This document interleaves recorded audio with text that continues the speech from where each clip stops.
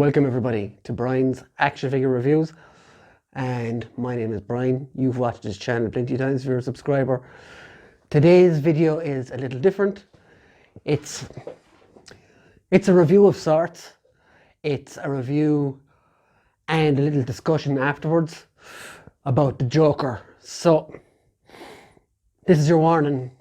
There will be spoilers. This is an unscripted review. I haven't scripted this, so I may go off on a ramble. This is an unfiltered, unscripted review, so take what you like from that. If you want to stay and listen, thank you. If not, got more action figure reviews coming soon, so don't leave, just don't watch this video. So onto the chat. So I went to see Joker Saturday night.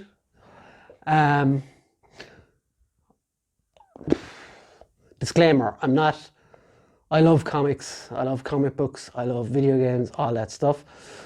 DC has been pretty disappointing for me in the last few years, from Batman vs Superman, Justice League, Suicide Squad, Wonder Woman not so much, and Aquaman, all pretty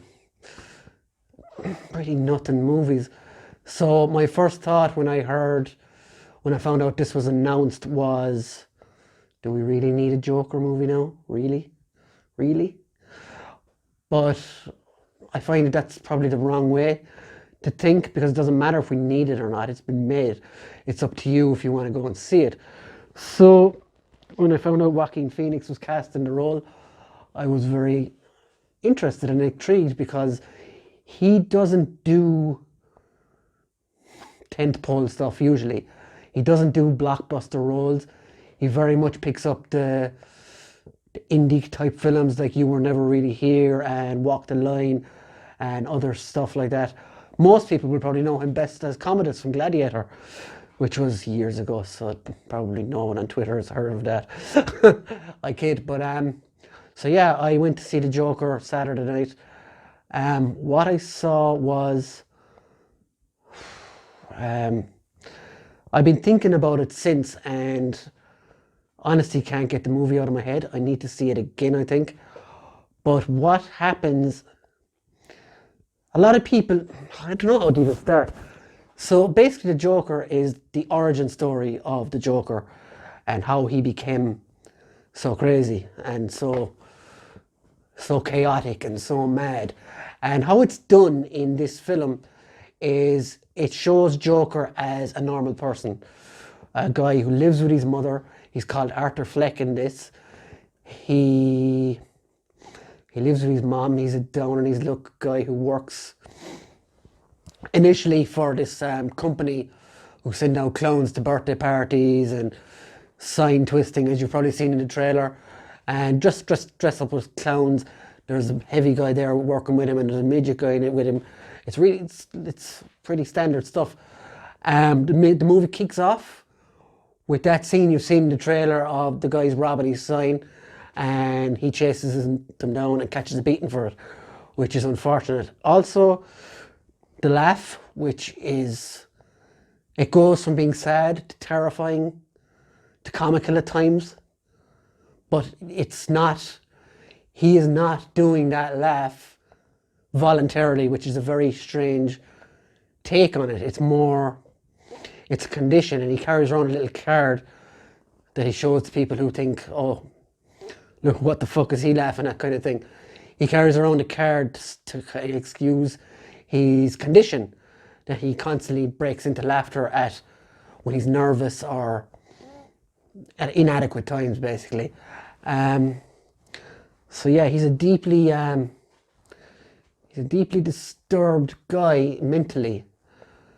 I can't dance around this too much, because I know there's mentally ill people out there who will go to see this film and they will relate to Arthur. I related to him.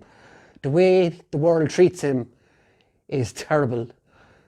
The movie echoes real life at times, like he's going to see a counsellor until his funding is cut. The social services is cut. So he has no one to reach out to, he has no one to talk to. His medication even is cut because he asks his counsellor, where am I going to get my medication? And she basically has no answer for him. It touches on so many real life issues, and you can feel his pain as he gets worse and worse and worse and worse, and things constantly kick him in the balls as well. Its life is kicking him hard, and that's what builds to eventually the snap. Not Thanos or anything, but I'll get to that in a while. So basically, he snaps eventually when he's on the subway after losing his job, by the way, as well. He's on the subway and there's these three rich kids, three posh guys, doing well in life, all this kind of stuff. They're kind of, I don't know, is there an attempted rape about to happen there? But he starts laughing involuntarily, and basically they let the girl come over and kick the shit out of him. And in defense, one of his friends one of the guys he worked with, who had given him a gun previously because of the first beating he took at the start of the movie, he still has the gun and he shoots the three guys dead. And even chases one out of the train just as he's about to get to the subway and kills him. And that is the first straw that breaks the camel's back. It goes further from there. There is Thomas Wayne involvement, which I don't think was needed, but it still served the story, so I'm okay with it.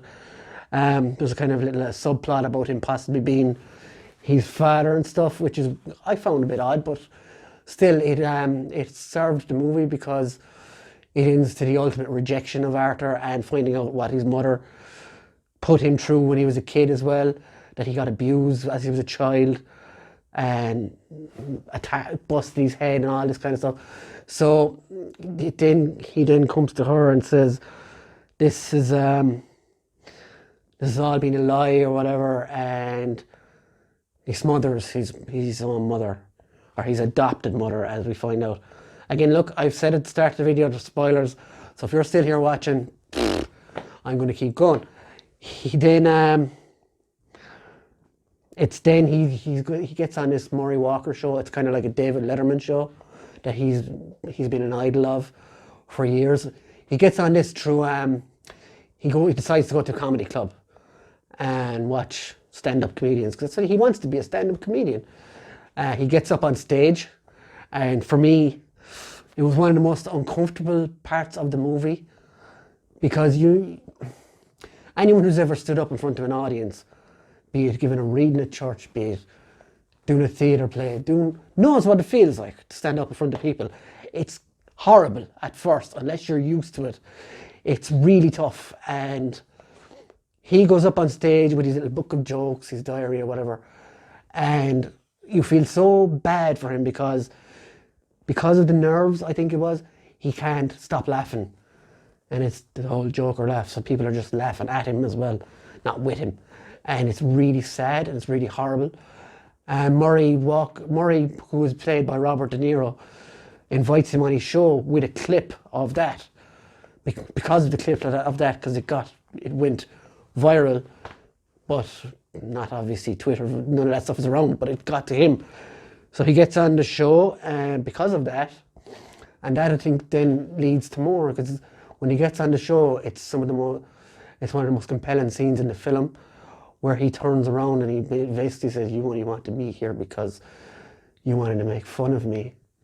It's then, when he's killed a few people, he starts to gain the confidence, and he kills his workmate then as well. And in one of the most bizarre but oddly funny scenes of the movie, his workmate, the big guy and the midget, come to his house, right? And he kills the big guy and lets the midget go, but the midget can't reach the door to open it. So it's the weirdest, funniest, fucked up scene in the film. Then the cops come, chase him, he gets past them because he has started this movement amongst people who are sick of being bullied by the rich folk in the city. I loved all of that because there's a real echo in today's world with all this kind of stuff, I felt. Because politicians are ruining people's lives, the lower class and stuff like that. There's an underbelly of that going on in there. I really enjoyed it. The film, it speaks to a lot of people. And I don't know if that's just me. It spoke to me. I'm not going to go out and kill people, obviously, but you relate to what's going on in the city, in the world. It's really shown well, I think. So he goes on the Maury show and decides this is his grand finale. He had been pretending he'd been doing this to himself, rehearsing while he's going on the show. What turns out he admits to killing the three guys live on the show, and then one of the weirdest, best scenes of the movie, himself and Robert De Niro have a dialogue on why was he wrong, was he right or wrong, etc., etc., etc. And it ends in Joaquin Phoenix standing up or pulling out a gun and just shooting Robert De Niro in the head, right in front of the live audience. It echoed it was kind of similar to the scene in The Dark Knight Returns Part 2, where the Joker went on a TV show there and he gassed everyone in the audience. I don't know, was it inspired by that, but it reminded me of that straight away. Speaking of comic arcs, the killing joke is definitely used for inspiration in this film. How one bad day can make the world turn bad, etc. And that's even referenced to it in the end. Then, of course, the whole city goes mad. My voice is gone. There we go. Sorry. So the whole city goes mad, rioting, and he gets arrested. Someone in an ambulance plows into the police car, and there's this fantastic scene of all the guys in the clown masks, all the people rioting are wearing clown masks, and they lift Joker onto the bonnet of the police car, which he's been pulled out of, and he wakes up and he comes to and he stands up and starts doing all this dancing on the car with everyone cheering him, and it's a really, really powerful moment, I think. Now, there's stuff that happens in the end, which I'm not going to talk about because I could be here talking for hours about that, which basically could undermine the whole film, or question the reality of what happened in the whole film anyway. So what I want to get onto is, just briefly, because I know I'm way into the nearly 13-15 minute mark here with this video, and I didn't intend on going this far with it, is there's a whole lot of people on Twitter and social media, these so-called influencers. Sorry, I know I'm one of those people, but people coming out, reviewers and stuff like that, saying, oh, this is going to inspire people to do bad shit. This is going to do that. And listen, right? A Clockwork Orange, Natural Born Killers, plenty of other movies out there that have been leveled with this same kind of criticism. Video games, Mortal Kombat, Grand Theft Auto, all of these have been all put under this microscope before, and to say, oh, my child went out and killed someone because he played video games. No. Video games, television, movies, media in general is only around the last, 100 years at most. Whereas people have killed each other since the beginning of time. Whole civilizations have been wiped out over religion, stuff like that. Movies, they're not, if for argument's sake, if I'm going to go out and chop someone up or put a bullet in someone's head, it's because I want to, and it's in here already.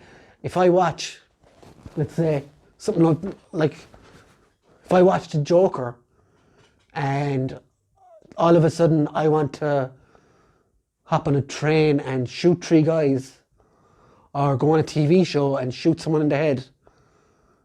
The film didn't make me do it, it was already in there.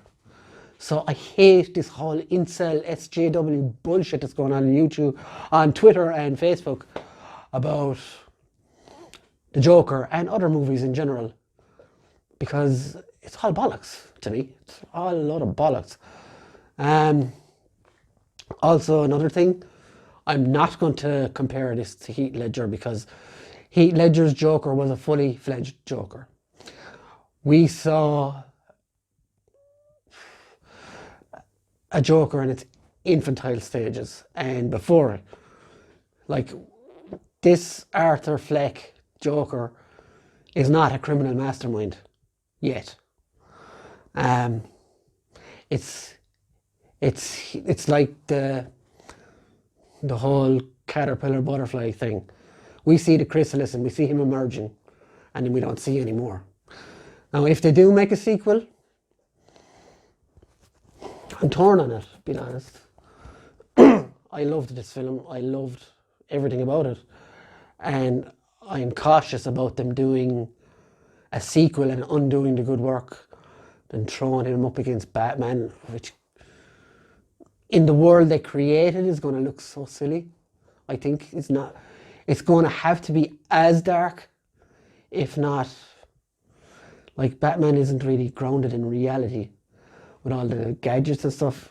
If he starts coming out and throwing batarangs at this Joker, just go away. Go away. I think I've talked too much about this now. So, I hope you enjoyed what I had to say. Please leave a comment below, whether you agree or not.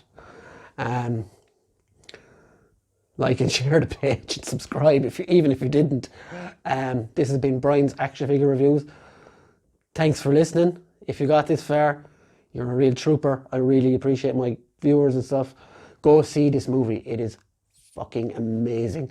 And I'm sorry about the bad language.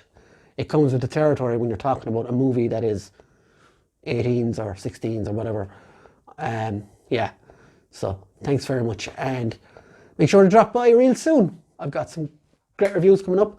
Mighty Morphin Power Rangers Goldar, Super Mario Land Bowser set, and Black Ranger as well, and various other bits and pieces. So thank you, and goodbye.